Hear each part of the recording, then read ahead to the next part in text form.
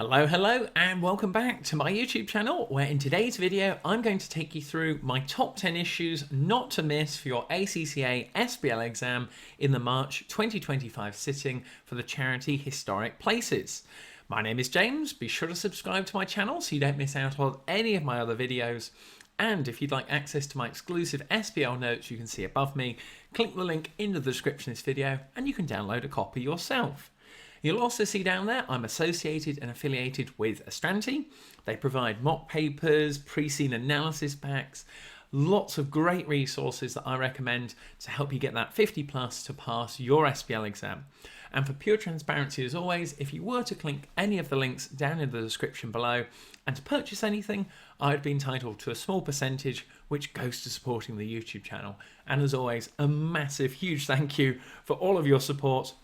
If you have any questions about the pre-scene notes, leave me a comment below. I will get back to you on there. But let's get straight into the video now, because my first issue that you just have to be aware of, and it's going to throw off so many students in the exam, in my opinion, is that HP is a company limited by guarantee.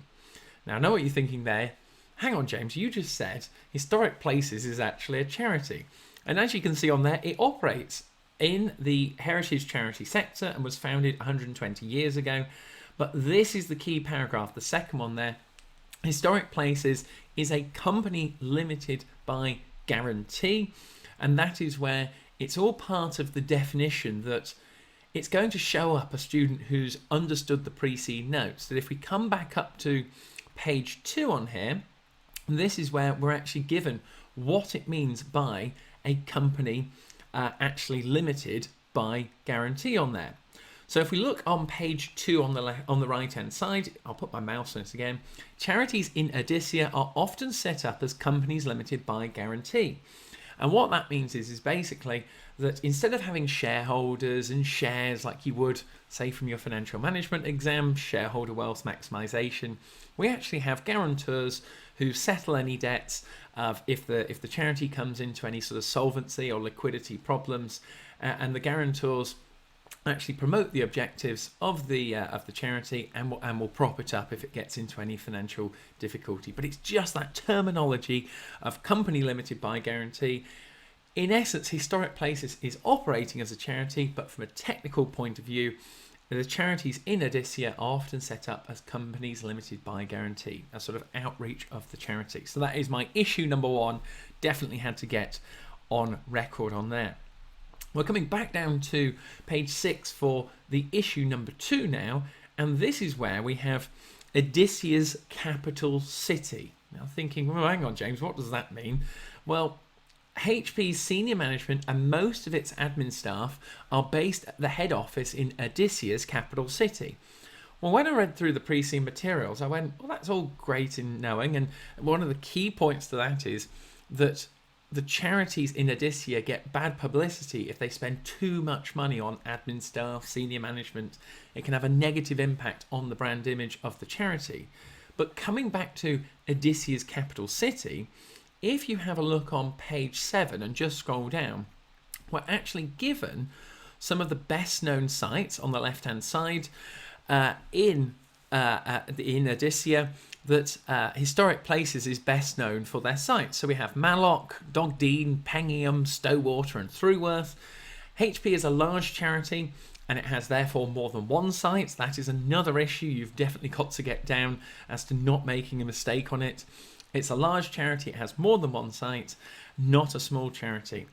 And just remember these names because it could come up on the exam day. One of them might actually be the capital city, and you could refer to it back in your answer to gain some commercial acumen marks. So that is issue number 2, ACCA's capital city and the best known sites. We're coming on to area number 3 now on page 5, which is all about the non-financial KPIs. Well, first of all, don't do what I nearly did and miss that we had KPIs on there. It doesn't have the capitals of KPI, which was a bit frustrating. But the key bit for your notes, if we have a look at the non-financial KPIs, we're given data on the sort of members and the numbers and the education parts. We've seen that in the stakeholder theory and the conservation and preservation on there. But in terms of satisfaction and the environment, non-financial KPIs about feedback from members, percentage of annual members renewing, in terms of the environment, renewable sources, waste, emissions, they touch on these areas in the web pages, but in terms of the actual non-financial KPIs, we're not actually given much information on this at all. So again, something that could come up on the exam day. I touched on there the website extracts. We've been given this sustainability paragraph here about sustainability targets, but overall we're not given much information on those non-financial KPIs, and therefore it has to be my issue number 3 not to miss for your exam. We're coming back up to page 7 now. Again, if you've got these notes downloaded yourself, it's going to be really helpful. We're coming up to the executive board structure on the left-hand side, and it also links into the trustees as well, that we're not given any names for any of the executive board or the trustees that you can see on page 6 under the governance paragraph on the right. Now, why is this important on there? Well, in the SBL exam, they love to throw in names, responsibilities, accountability. It showcases a student who can actually apply the scenario back to the requirement. And in the case of the board structure, we're not told about the roles, responsibilities, or accountability of each of the executive board structure. We are given a sort of overview brief up in the stakeholder analysis as to what they sort of have to do on there. But one of the key areas that the pre-C materials refers to, I'll put my mouse on it there on the right hand side, is the risk register. And we've been told Historic Places maintains a risk register at its head office and covers significant charity-wide risks. And I go, well, okay, that's brilliant, but then who out of the executive board structure is in charge of that risk register, and how often are they maintaining it? I think that is another area in terms of the actual executive board, trustees, roles and responsibilities could also link into other areas such as the risk register. So that is area number 4 on there, executive board and trustees. We're coming on to issue number 5 now, up on page 2, and this is all about the guarantors on there for historic places. Where is this found in the actual pre-C notes? Well, it is, as you can see here, in that charity's legal position paragraph that we touched on earlier about a company limited by guarantee. And it is underwritten by guarantors who guarantee to pay a specified amount of money to settle its debts only in the event of insolvency. But the key thing here is, in the whole pre-C notes, we are not told who those guarantors are that if the charity for historic places got into financial difficulty would be reliant upon. And if you look on the left hand side at the significant stakeholders now, where you can see guarantors is my little number 8 on there, we're only told again, guaranteed a specified amount to help the charity settle any debts if the charity becomes insolvent and are generally not otherwise involved in the charity's activities. But we're not told who this is, and I don't know about you, but if I was a guarantor and I had to prop up millions of pounds worth of dollars, I would want to know what is going on, or if I'm going to have to do that. Why do I say it's millions of dollars? Well, just look at the income levels on the right-hand side, 800 million for 2003, with the operating expenses just trickling over $750 million. So if you're the guarantor for that, it's not going to be a cheap bill, put it that way. So that's area number 5. We'll come on to area number 6 now, which is on page 7 here, which is all about the code of conduct you can see on the left-hand side. And the key point for your notes is there is actually no code provided in the pre-C materials. Possibly could get it on the exam day in an exhibit, but the reason why I've highlighted it is because it refers to Historic Places has a code of conduct which involves a variety of different stakeholder groups, so trustees, executive directors, paid employees and volunteers that they're expected to follow. In other words, if they break the code of conduct, it could be one of these core principles such as professional behaviour, commitment, adherence to decisions, confidentiality, conflicts of interest and bribery. It's crying out for a governance or ethical issue on there that you could link into and applying your SBL knowledge, especially from the ethics and professional skills module. So that is no code of ethics provided for my issue number 6 now. Page 8 is where we're going to next for our number 7. And this is where we're looking at the IT systems. So the IT systems on the right-hand side that you can see, and it's the wording on here. So if I read it to you, historic places information systems are adequate for its administrative needs, or administration needs, I should say, and are fully compliant with data protection regulations. And I go, that word adequate, it doesn't build me with much confidence in the IT systems, and definitely something you could refer to. And then secondly, it has HP's computerized information systems cover major operational functions. And I kind of go, well, not all of the operational functions. What about everything on there? That's why we have an IT system.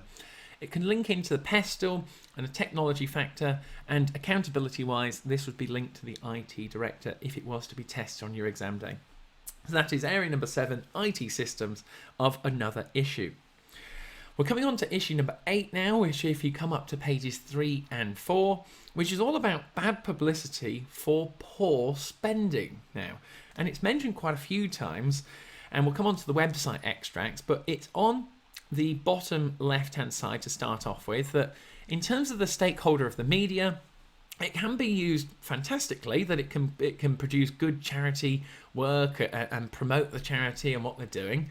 But bad publicity, for example, about stories of charities wasting money is going to negatively impact on the brand image and the level of donations. So again, that's one area they've referred to, and you'll see in my notes I've linked as to which stakeholders are paid and which are not paid on there. We're also told, you can see on the right hand side, on the administrative costs, so charities can suffer bad publicity and attract less support if admin costs are believed to be too high. So it's all linking to bad publicity, poor spending, and if you come down to the website extracts on page 10, it links into areas that, well, we're given website extracts, but they love to throw it in the SBL exam, in an exhibit, a newspaper article, a social media post, and you could link back to some of these areas of inspiring and accessing. The final point to note are the operating expenses on the right hand side. They've been increasing year on year, and it's just a risky area that I would not be wanting to miss out on. So that's area number 8, bad publicity, poor spending and website extracts. We're coming on to page 2 now for number 9. Historic places is audited on there. So many students are going to miss this. I had to put it in. Where does this come up? Well, you can see in the charity regulation paragraph that in ACCA they have a charity supervisory board called the CSB. And what this basically is in the content of the charity's accounts, it's governed by a statement of recommended practice published by the CSB, and charities have to do this if their annual income exceeds $10 million. Well, I've just shown you there, it's actually 800, so historic places definitely have to do it. But the key things here is what that means. So they have to report on internal control and risk management systems, 2 areas which were given and talked about within the pre-C notes, especially risk management systems. That's why area number 9 has to be that historic places is audited. It's going to require a lot more substantive procedures on there, better record keeping, and something that the executive board have to be on top of, that again could link into a potential ethical points that you could refer to in the exam. Only if it was to be tested, but I had to mention it on there because students are either going to know it or not know it for their exam. We are lastly coming on to area number 10 now of issues not to miss. And this is where if you go down to page 8, it's all about the employees and the link to the mission of the charity. Because this is a charity, as you would expect, that we have employees who we can see on the right hand side, many employees are prepared to accept lower salaries than they would obtain outside of the charity sector because of their commitment to HP's mission. In other words, HP's mission on page 6, we'll come on to in a moment, is all about why they volunteer and why they work there. The employees could go get a higher salary working in industry, but they stay and work there because they love what the charity does. And if we come up to that mission and values on page 6, you can see it on there. Be sure to quote that on the exam day if you were going to refer to it. If the mission or the values were broken, absolutely paramount that you refer to those directly and say, look, if we do not adhere to the mission and values, which is the responsibility of the trustees and the board of executives, then we could lose talented volunteers and employees who have been long-standing, which are the main reasons why people come to visit the sites. So that's my issue number 10, the employees and the actual volunteers linked to the mission, because on the exam day, final bit for your notes, something is going to go wrong, ladies and gentlemen, in these pre-C notes for historic places. I've given you my top 10 issues now in this video, so I hope that's been helpful. And if you'd like access to these exclusive notes, click the link down in the description below. You can download a copy, and be sure to check out those resources from Astranti. Get yourself a mock exam or a pre-C pack to help you get that 50 plus. Well, thank you very much for watching. Be sure to stay around for the next video, like and subscribe for more, and I'll see you on the other side now for our next video. So thank you very much.